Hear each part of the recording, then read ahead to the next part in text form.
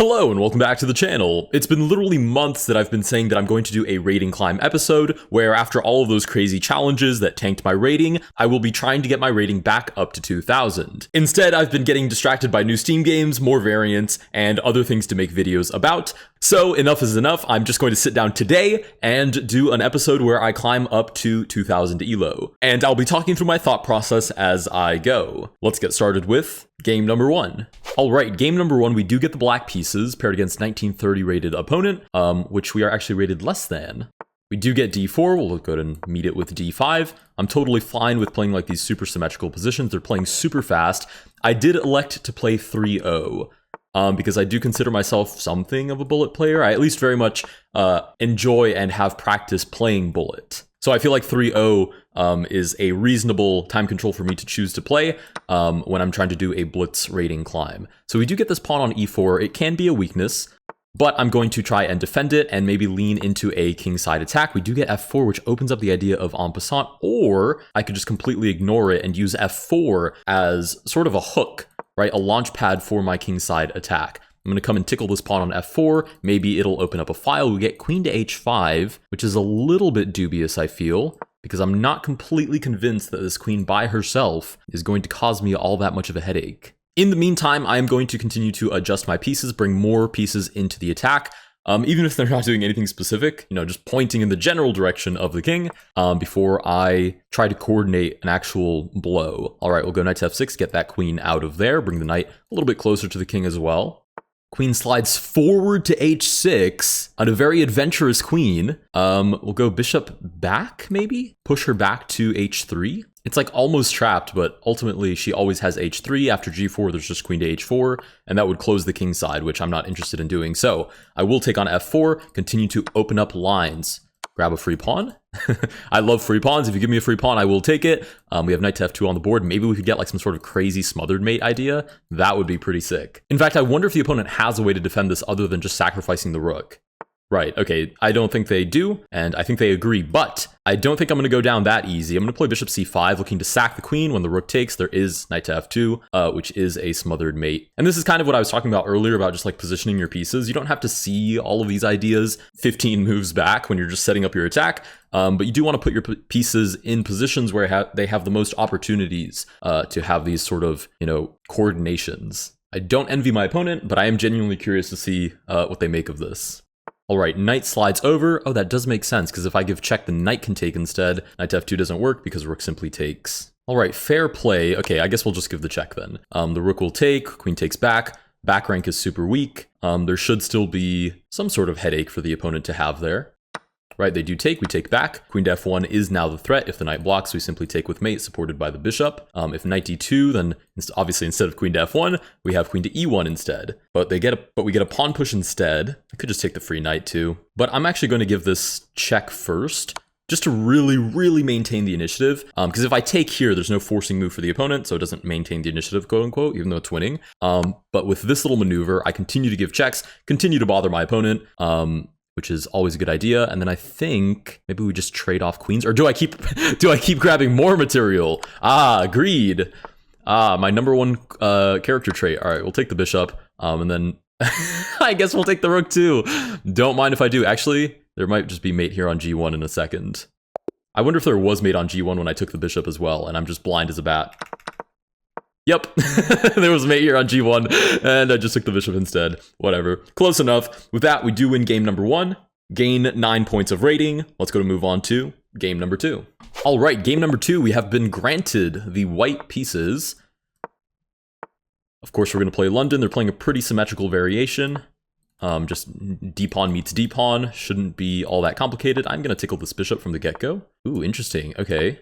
Bishop d3. I don't really like this line because what it does, it's sort of like challenging all of the major aspects of the London. The bishop can't drop back because you've already booted the bishop. The knight is pinned, so knight to e5 isn't possible. It's a pretty pesky line to have to play against. Right, and I think the opponent knows that. I think that's the whole point of playing the line. But okay, what we'll do is probably just simplify into an endgame and hopefully squeeze some kind of juice out of what will probably be a kind of boring endgame. Maybe we'll get the pawn break first. We'll see if they go with e5 before castling. Right, they do go with e5 before castling. Sure, we'll trade everything off. We can definitely go into an endgame. Let's go queen b3, tickle b7. I do want them to commit the king, though. I want them to commit the king before I have to commit my own. Okay, we do get long castles. I don't think it would be terribly wise to castle kingside, but I can't castle queenside yet. So how to proceed? Maybe queen to a4. I'm just going to keep trying to get my opponent to commit to certain pawn structures and certain positions, and then hopefully something crops up eventually. Right, king just slides over. Totally sound way to play that. Maybe queen d4. Maybe we just try to force an endgame right away. I really don't like that my king is trapped in the center, basically. I can't even trade off the bishops because the king is the only one that can take back. So I'd lose my castling privileges anyways. Ooh, queen retreats, though. Queen retreats. That actually makes me very happy. Wait, I'm going to play knight to f3. And if they want to take and double my pawns, I'm happy to do that because I can long castle anyways. And I kind of get a nice center. Even though these are doubled pawns, this structure will be kind of nice to play with. Okay, we get pawn to c5. Oh, they're going for the center break. Ooh, very principled player. Okay, center break because my king is in the center. Makes a lot of sense. Let's slide. Ooh, but where to? Where to? Queen to f4, force a queen trade, but triple pawns? I don't think so. We'll slide over to a4. I'm assuming they're going to play d4. Yeah, they're going for that center break. Oof, this is actually super uncomfortable. Okay, wow, this is ugly. Let's long castle. I'm assuming they're going to take, and my pawn structure is just fried liver. I mean, isolated pawn, well, after they capture. Yeah, doubled pawn here, isolated pawn on the h-file. Not the prettiest pawn structure I've ever seen, but not completely lost yet. Not completely lost yet. I still have hope. Oh goodness, this is not a great position though. Let's defend with the king. I mean, at this point, might as well take the gloves off. Anything goes. Once you have a pawn structure like this, you can play whatever, and it's probably justified. Okay, let's go queen g4. c4, I'm assuming, is what they're aiming for here. Right, but they take a moment to play g6. Obviously, I can't play bishop e4 because of f5. We'll go queen g3 and force the queen trade. I have no interest in playing this situation with all these weak squares around the king with the queens on the board. No thanks. Yeah, they're not going to take because they don't want to fix my pawn structure for me.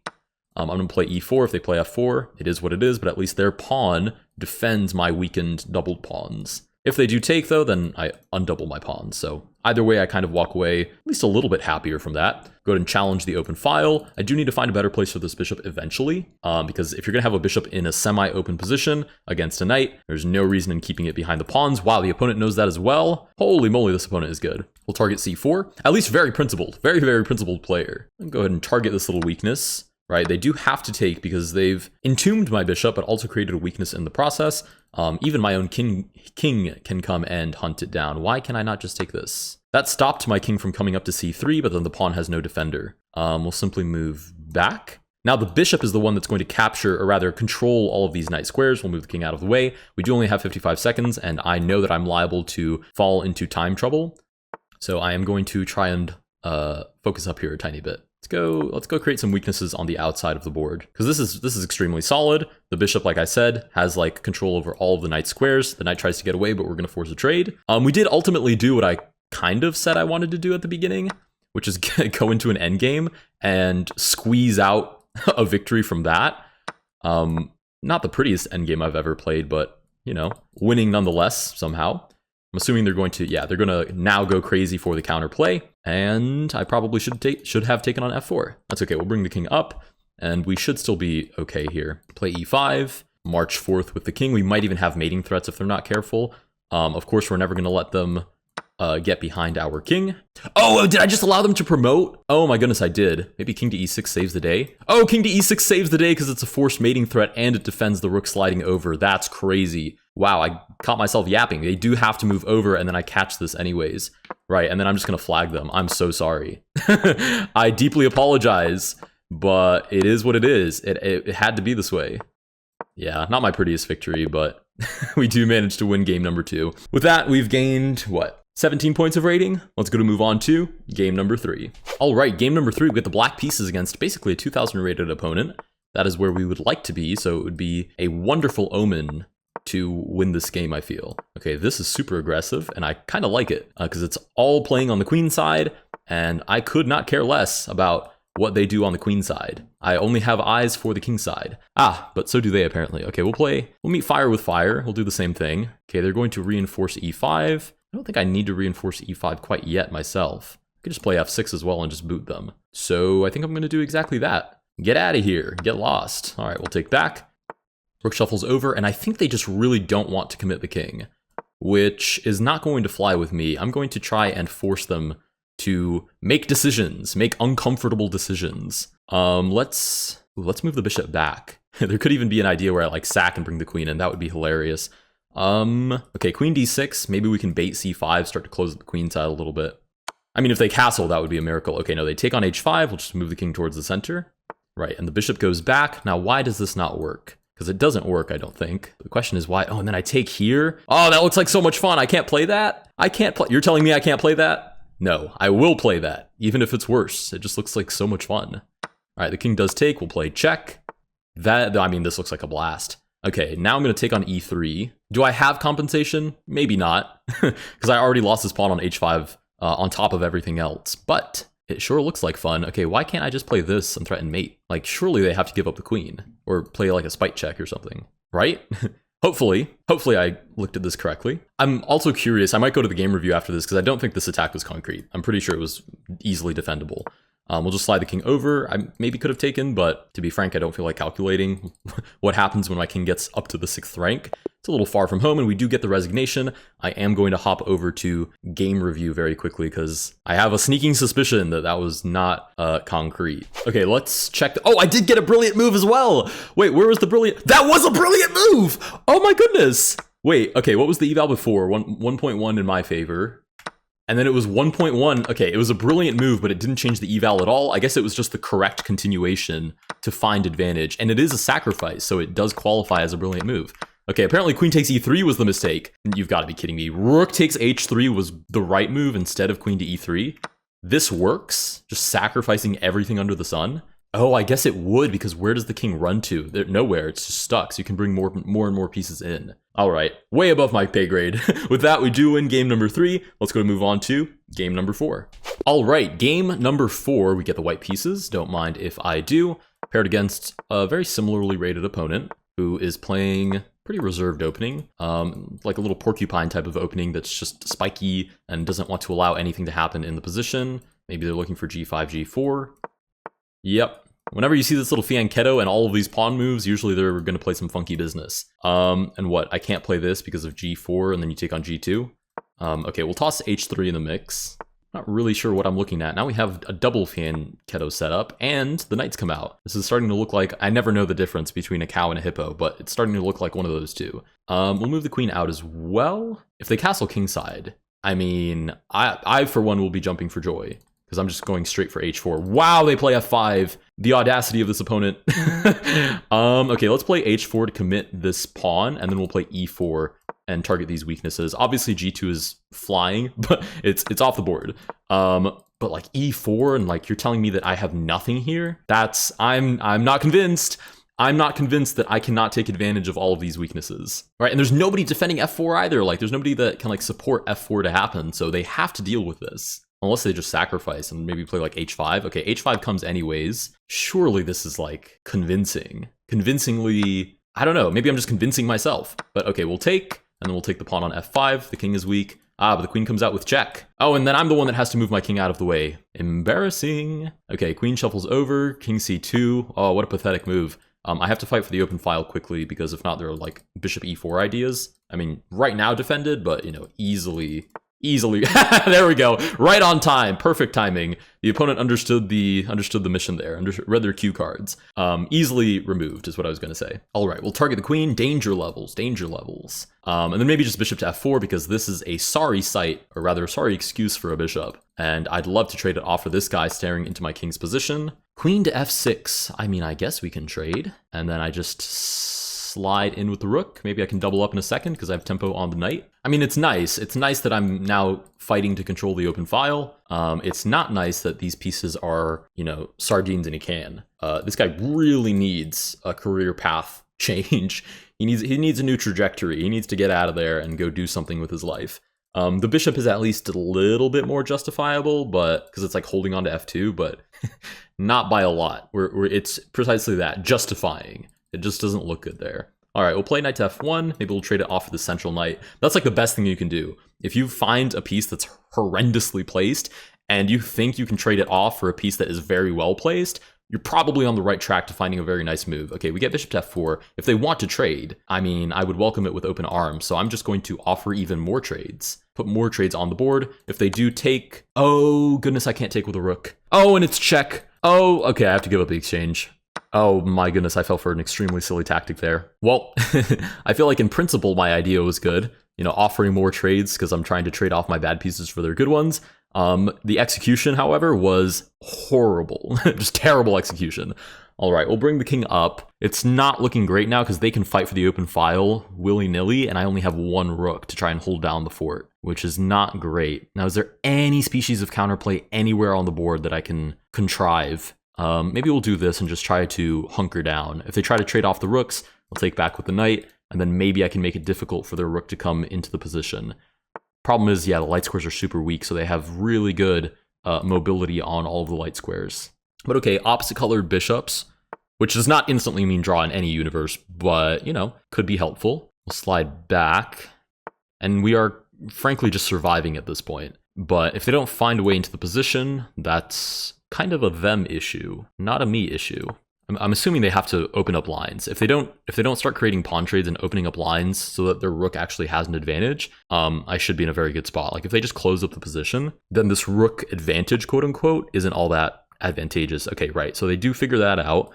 We'll advance. I'm going to try and keep at least one pawn on every file. That's how you know that that file is quote unquote closed. Okay, we do get pawn forward. If they play c4, ooh, that looks nice. Wait, I think that looks really nice actually. Okay, bishop to e5 looks great. Oh, and we get a sacrifice. Oh, very well played by the opponent. Okay, now I have to slide the king up and hold down the fort as best I can. Now, I did place all of my pawns on dark squares, and they did just drop h5, which is not a good look, right? I'm holding off all of these squares between my pawn and my knight, and they are down to 2 seconds. Again, I feel like I won that a little bit more on experience than actual good chess gameplay, but hopefully you guys picked up something so you can swindle your opponent out of their next victory as well.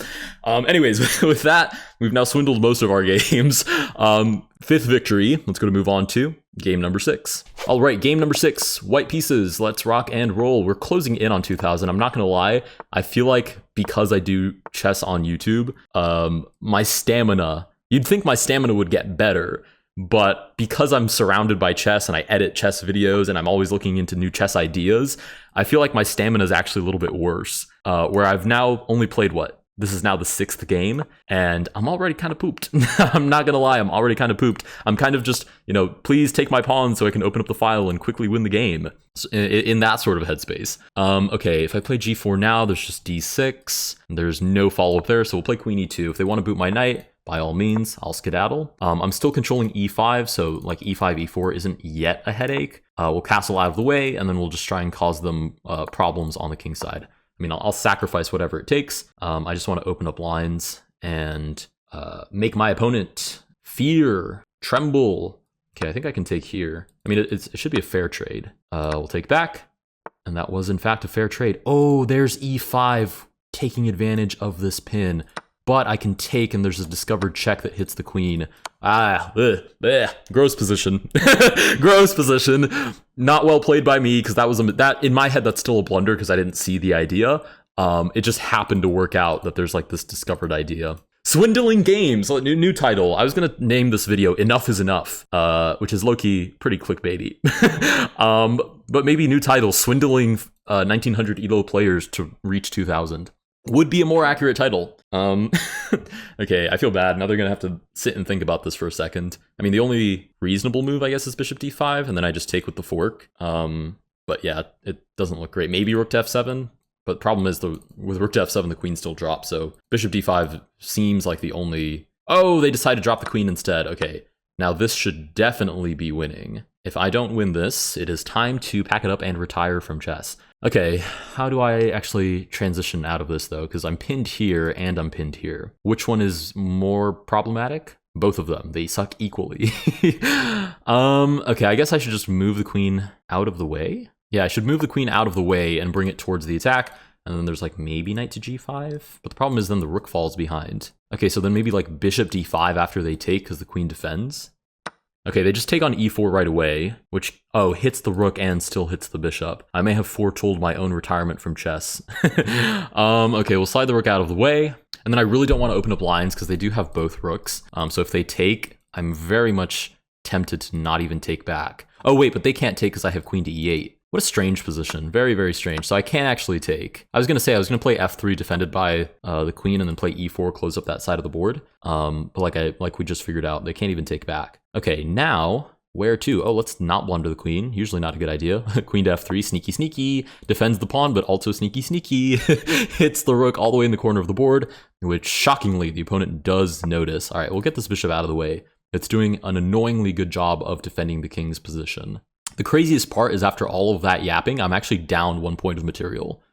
All right, they do in fact take. I guess I should take back with the rook because they're going to want to develop the knight. Oh, interesting. They move the bishop out of the way.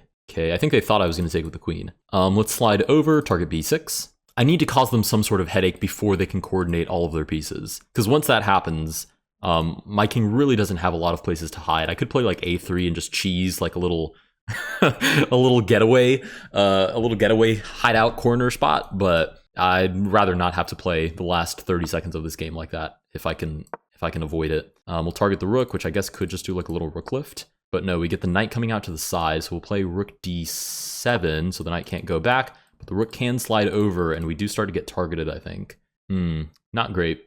Not my best moves. Okay, let's go, not my best work. We'll go queen d3. They're down to 16 seconds. We'll move the rook back. Just trying to hold on to as many squares as possible. They could easily play rook d8, go for the trade. That's exactly what they do. I'm going to create this escape square now.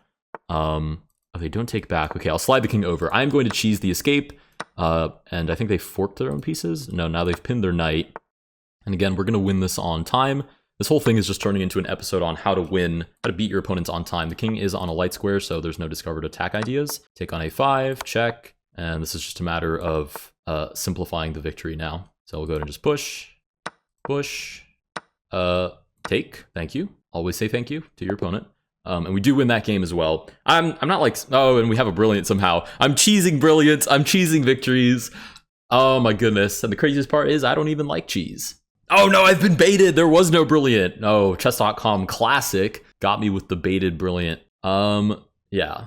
Game review looks all over the place. Not a very well played game. Anyways, this is a lie. This is a lie. We now have, what, 6 victories under our belt? Let's go to move on to game number 7. All right, game number 7. 1950 rated opponent starts with knight c3. You don't often see that, I feel. I guess looking for e4. Whoa, bishop d2? Wait, am I meant to know what this is? What is going on here? We'll play c6. We'll play it close to... What is happening? Wait, somebody inform me in the comments. What on earth? What am I looking at? Okay, and then we get like this fianchetto on the queen side. Is this just meant to throw your opponent off guard? Because the funny part is I'm going to play a London with the black pieces anyways. Okay, pawn to e4. I'm very confused. I'm not sure what I'm looking at. I'm not sure why this is happening. Maybe this is just meant to like be a time sink where I just spend time thinking about what on earth is happening. Interesting. Okay, we'll play queen d7 because they don't actually have this push yet. So the tension will stay on the board. Okay, they're going to force the push if I don't address it right now. Okay, we can take. Their king is in the center. I'm happy to do that. We'll play like knight g4.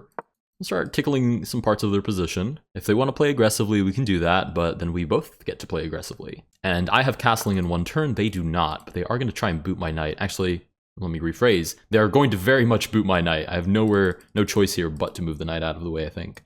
So knight to h6, not the best square for my knight, but eventually we'll see if we can reroute it back into the position. This bishop is dead in the water, just looking at nothing. Long castles with maybe ideas of discovered attack, but frankly the knight can't reach all that far, so they're not super concrete ideas. I might have to slide the king over here. Yeah, just take a moment to defend a7, and the opponent does get to castle. Okay, knight b6.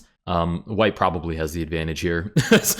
Oh goodness, I was going to try and punish their opening, but lo and behold, it turns out they actually know their opening quite well. So again, we've found our way into not a awfully boring endgame, but, you know, pretty neutral.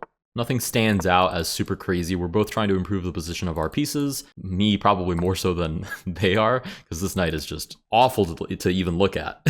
We'll play queen c7, and we do start to find holes in the position that we can sort of slide into. Unfortunately, the opponent quite effectively does the exact same thing. We'll go here for the time being. Or should I even allow them to place the knight there? I probably shouldn't. Okay, we'll go... But I can always trade it off later. Oh goodness, please let that be an actual justifiable methodology. That I will boot this knight later. Okay, we'll go knight to f5, try and boot the knight now. If they trade off the bishop, then I will boot the knight later. Because the problem is me meeting knight d6 with knight d5. Knight d6 is just carries way more weight and power than knight d5 does. So I'd much rather go and trade these knights off. Right, we'll go for this trade. I wonder if they're going to try and hold on to it, because if they do, then it's going to be a pawn leading the way, which seems kind of weak unless somehow like c4, c5 is justified with like b4. But that doesn't seem likely with queens on the board, because then the king becomes weak. Okay. Anyways, after all that, the knight simply decides to retreat. I guess we can do some trades. We can get some trades going on the board. That's okay. Going into an endgame where I'm down on time and probably going to run my mouth anyways. Rook shuffles over. Wow, they really don't want to trade pieces here. Interesting. Because I would honestly think they're better in this endgame. But okay, they're very committed to not getting any trades on the board. You have to respect the follow through. Like leaving the entire open file just to really not trade off pieces. Okay, rook d3 with the idea of catching this rook behind. This might just be a tactician sort of player. Okay, what about knight b6, rook d3, check. Does any of that make sense? No, because there's queen d8 at some point. Wow, that's kind of crazy. Okay, we'll play check. King does in fact slide over. And what to do? Do I just take on h3? Can I go pawn munching? Or is that like super irresponsible and just leaves b7 super weak? Probably very irresponsible. We'll go king c7, maybe get a knight trade on the board. If they play a5, I might be toast. But we'll see. Right, rook shuffles over, so we will get those trades after all. I'm going to bring the queen back. No interest in taking and then getting like annihilated. Well, obviously the knight defends that immediately, but you know, in spirit, I would get annihilated. Okay, we'll target the knight. b5 might have worked there, but opens up this, which I'm not sure. Maybe I should have calculated it, but I have 35 seconds. So it's not the most appealing thing in the world. Okay, they really don't want to trade pieces. It's actually quite amusing. Oh, they have check. And if I slide back to b8, there's mate on d8. Okay, but they don't play that. We'll play b6. Now we definitely have eyes on c4. Okay, h4 means there's no chance of outside pass pawns anymore because this pawn by itself won't touch me, I don't think. But now what to do? Okay, I need to focus up.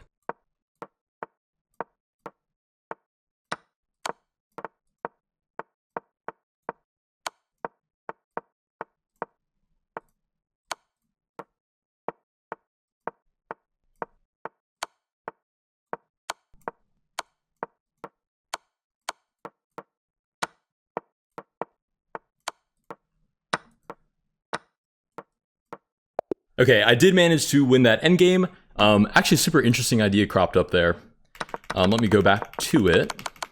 Which was right here, where they made the decision to take on c5 instead of a5. Like, this is, I'm pretty sure, already losing for me. Or maybe a draw, because there's like a whole bunch of weaknesses and I have counterplay, but it's uncomfortable for me. I didn't want to lose these two pawns. But it was really interesting that they took on c5, because it leaves me with an outside passed pawn. When I used to teach chess, I used to talk to my kids a lot about, like, visualizing the ideal position. Like, what is the smallest change you could make to the position that would have the biggest impact?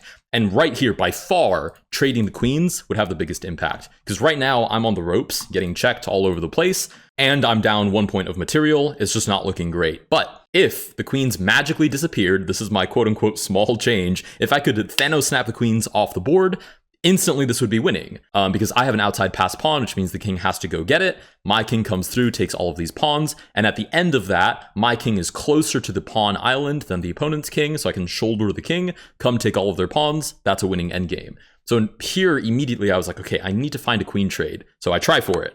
They move out of the way, and then kind of coincidentally, you know, we have this point of intersection, but I like to think that I was looking for it. We have queen d7, trade, and then this is instantly a very clean win.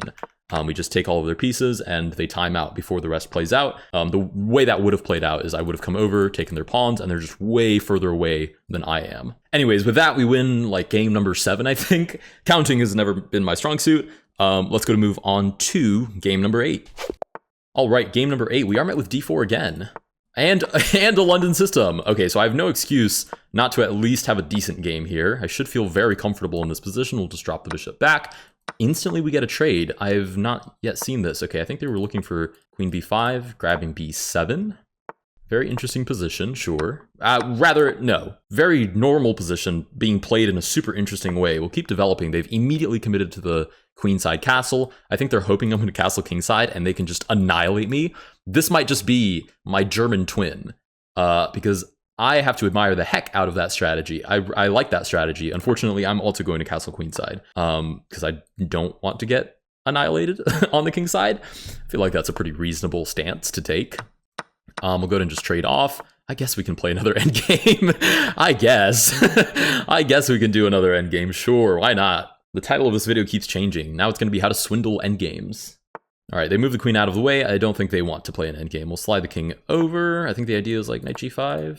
Oh, rook d4. Oh, they're going to find a way to attack me anyways. Wow, this might be my stronger twin, actually. That's kind of crazy. Okay, let's move the queen back, and then I do have a6. So it's not yet clear how they're going to break through, but it is clear that they have every intention of breaking through. So we'll see. Maybe they're just centralizing their pieces. Oh, never mind. Wow, they're just like super aggressive. It's actually very scary. Unfortunately, I do have this check which picks up the knight, but you know, in concept, like their ideas are very amusing to me. Sure, I'll take, and then what? I drop d5. Yep, I definitely do drop d5. We'll go ahead and take back, and then maybe we like take on g2. I do want to cause them headaches, for sure. I have to punish them for punishing me. We'll take on g2. d5 should be dropping here in a second. Oh, but they double up. Probably should have seen that coming. We'll take on f2 as well. And then I'm kind of thinking just like slide the rook over. I don't think this pawn is fast enough to stop all of my counter-attacking ideas. Yeah, rook shuffles over. I don't think there's anything there, so I will shuffle over as well. This is critical, so they have to stop that. Right, which they do with queen back, or rather queen over. How to continue applying pressure to the position. Oh, and they're threatening this. Okay, so I do have to defend. And luckily there's no sacrifice for threefold because I do have b6. Okay, a4. Now I have to be aggressive. Okay, I'm thinking I just take here. Obviously if they take back, I have check and then I pick up the rook. It's not a mating idea, but it is a fair trade. So one, I move the queen away from my king side. I mean, she can always come in with another check, but this is way more comfortable to play. Fewer pieces on the board than there were a second ago. Okay, we'll take here, and I think I'm the one now with the initiative, which is exactly where I like to be. Then we'll force off this trade. This rook is a little bit entombed, and we do get the resignation. Okay, really weird, sort of tricky game, but pretty fun. I didn't like that the opponent was playing just like me, but now that the game is over, I do like that they were playing just like me. I feel like that was pretty cool. Anyways, with that, we win game number 9? 8? No, that was 8. Don't know what game we're on anymore. With that, we win another game. Let's move on to the next game. All right, the next game has arrived. We'll play this that we always play, the London. King's Indian. Not my favorite thing to play against, because immediately the idea of dropping that deuce on e5, maybe it's not nice to call my strongest knight a deuce. Dropping that knight on e5 becomes implausible. It's just impossible because it's defended. And wow, they're going to trade off my knight and go for e5 right away. They really want to play e5. You know what? More power to them. I'm going to come over and try to sneak this kingside attack onto the board. In fact, I'll even castle queenside. I'll full commit. I don't care that these pawns are advanced and leave my king a little bit nudie butt. That's okay. Sometimes your king is going to be a little bit of a nudie butt. That's going to happen in chess from time to time. Okay, e6. How do I do this so they don't just close up the position? Hopefully there's a way. Let's go, if I play here, then there's just e5. No, I can go here, because e5 isn't followed by e4, and I'm going to definitely close up the queen side, given the opportunity. Okay, but again, how do I actually break through is the question. Because it feels like they can just close off. If I go here, they go here. If I go here, they go here. What if I go here? What if I just go in the complete opposite direction? Okay, then they simply defend. Yeah, that's fair. I feel like my whole position is just a little scatterbrained and like not really sure what I'm getting at here. Okay, this is kind of lame, but maybe... Oh, it's just so slow though. It's so slow. Oh, and I'm super low on time trying to figure out how to force this as well. This is the problem with being a little bit closed-minded about your attacking ideas, is that once you commit, you definitely have to commit. Yeah, we're getting booted, and then we're probably going to get met with e5, but maybe there's like knight d5? I don't know. All I know is that it's been a huge time sink trying to force this idea. We'll go back, and then d5 is dropping if they push. So, you know what? Maybe we'll just meet fire with fire in the center of the board. Yeah, knight drops back. Oof, not my best work here. Okay, queen to d7. Maybe I push, and then take. Yeah, and we'll, like I said, we'll just meet fire with fire in the center of the board. We'll throw this in, even though the knight does defend. Maybe d5 to follow. I'm just really trying to force this through. I mean, I have 49 seconds. I kind of need this attack to work.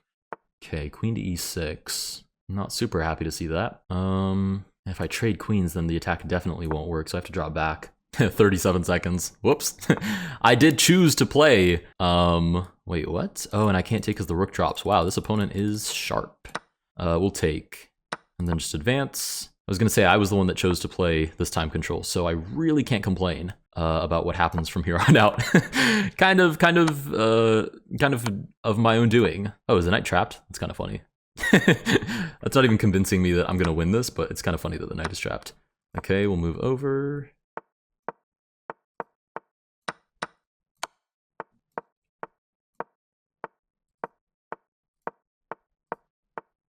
Okay, nice. We did actually win. Like I said, I did specifically kind of choose this time control because I feel like I have good chances when time gets low. Because I don't just play fast for the sake of trying to play fast. Like, I'm constantly looking for these kind of sneaky ideas. The idea here being that I cut off the king, so if the knight ever moves, which it did, then the rook is the only one that defends, and that is a forced mate. All right, with that, I've given up on counting. Let's move on to the next game. All right, we do get the white pieces. We are getting pretty close to 2,000. We'll go ahead and play yet another London system for the books. Single-handedly, we're going to play this line that I usually play, single-handedly changing the ratio of D4 players to E4 players, one game at a time. That's how it usually works. All right, we'll slide over, and then we're kind of just developing our pieces here. Again, another sort of unorthodox London opening, or rather, not unorthodox London opening. The London is inherently very orthodox. Another sort of unorthodox way of playing the London. I could still... Free will! They block it immediately. They have no interest in my shenanigans, which is probably a good idea. We'll slide back and then play c3. I do want to sort of fix my pawn structure. I don't like that the knight is sort of sitting in between where the pawn chain needed to have been. Now I can play knight to e5 with full security that my pawn chain actually goes way as far back as the rook. So this is a really nice little setup to have. Sort of like my shield on the queen side of the board. Very difficult to penetrate because there are no clear weaknesses. And all of that supports my knight on e5, which I feel very comfortable playing with. Okay, a little bit of a time sink for the opponent, figuring out what to play there. We do get knight g4, targeting this knight. Oh man, and usually this knight on e2 is on d2, and it can slide over and reinforce, but not today. Okay, you know what? Maybe I take first and then play f3, g4, because I assume they're going to take with the bishop to try and develop. So maybe I can take advantage of that information. Problem is g4 takes, bishop does take after this. It's a little sketchy. It's a little dubious, I'm not going to lie. The problem is e5 is definitely soon to follow, and if I castle now, I've created this problem because I've pushed the pawn. Wow, this is all of my own doing. That's actually insane. You know what? Let's go for it. This is way worse for me. Yeah, they play it without even thinking about it, which is probably very precise. Yeah, and my king is just in the center. This is probably going to be a loss, which is kind of demotivating, I'm not going to lie. Not sure what they're calculating. Rook take seems pretty natural, but maybe they're thinking about, I don't know, weaknesses here? Because it would be pinned. So there are like mating threats. In either case, pretty much whatever they take with, I probably just have to slide over. Yeah, not a lot to say about that. Doesn't look great. Okay, they're like actually having a deep think about this. To the point that I thought I missed something like resignable, and that like they were waiting for me to resign or something. Okay, we'll play queen c2, and maybe I'll slide over this way instead when we're met with this check. They are down to 30 seconds. I kind of have hope just because of that now. Because I'm not down material, I'm just in a really uncomfortable position, which if they had time to work and, you know, maneuver, I'm sure would be losing for me, but they kind of don't have that luxury. Go ahead and take, and they're going to try and eat me alive on the queen side. I'm going to try and do the same on the king side. Okay, they take. Do I care? I mean, I probably should care a tiny bit at least. Okay, we'll take back with the rook, hit the queen. We'll slide out of the way. And weirdly enough, kind of defended here. Queen slides down, sure, they can take. I have check. They're down to 5 seconds, which is frankly the only thing that matters. We'll take. You know what? I'll even block with the rook. I could have taken that, but I'll block with the rook because there's a check behind it. We'll take with the check. And yeah, pretty... Wow, not even a flag. They just resign. Okay, that was a really weird game, actually. I feel like they were interrupted IRL, to be honest. I don't think that was an actual game. Okay, we're now 1 game away. I'm not gonna lie, I'm super pooped. My stamina is so low. And I was genuinely considering going back to playing like IRL tournaments. Especially now that I've done the face reveal, I feel way more comfortable about like talking about it in person. Because sometimes I want to talk about the channel. There's like something to talk about, but I can't because I'm like trying to be sneaky or whatever. But anyways, I was thinking about playing a real tournament and holy cow, I need to play some slower time controls. Okay, equally rated as my opponent. So one of us is going to walk away 2,000 rated and the other is not. Hopefully we end up on the 2,000 side of that equation. Okay, maybe 4 pawns? No, just 3. Okay, we'll play Little King's Indian. Ooh, okay, we can trade. Okay. What, e6? No, bishop comes down first, but maybe e6 eventually? I don't really know any theory, to be honest. Which I probably should by now, but we'll see what we can make of this anyways. Okay, let's go here. And I kind of want to play knight e5 and get rid of this bishop. Knight e5? Knight a5, rather. And get rid of this bishop. Yeah, knight comes to g5, targeting f7. I guess I have to play e6, which is really bad for this bishop. Oh, and then they're able to reroute. Ooh. Yeah, so me paying for the fact that I don't know opening theory, because the opponent, you can see they have some very thematic ideas they're playing into. Okay, knight reroutes, probably looking to get into f6. c4 is kind of pesky. Even a trade is pesky because f6 happens either way. Let's go knight to a5. Might as well throw that in the mix. Right, they throw the bishop back, and I think I have to play for some sort of center break. I don't even care that this is losing a pawn. I just have to not let this develop any more than it already has. I'll play b6, maybe get the bishop out. We'll try to do everything that we can with tempo. Rook comes forward, we'll try to sneak into e3, maybe start trading off some of these pieces. Right, queen slides over, no interest in those trades. Then b3 is kind of an incoming problem. I might just drop the bishop back now, because b3 is almost certain, yeah. Maybe I can sacrifice here? That would be crazy. You know what? That's so crazy that I'm going to lean into it. We're going to sack the knight for 2 pawns, just to open up the position. I don't want to play defensively. I don't like that they have full control of the center. It's a piece for 2 pawns. It's a big gamble. It's putting it all on black or red and swinging like crazy in trying to justify this now. But okay, now we have a game on our hands. Some funny business happening. Targets the knight. Can't slide over, so we'll go back to e7, maybe climb up to f5. Dark squares are super weak. That much is certain. Maybe queen to d4, try to get some control, hit the rook, hit this. Lots of funny stuff happening there. A little bit of pressure on e4, just because we can. Rook slides over.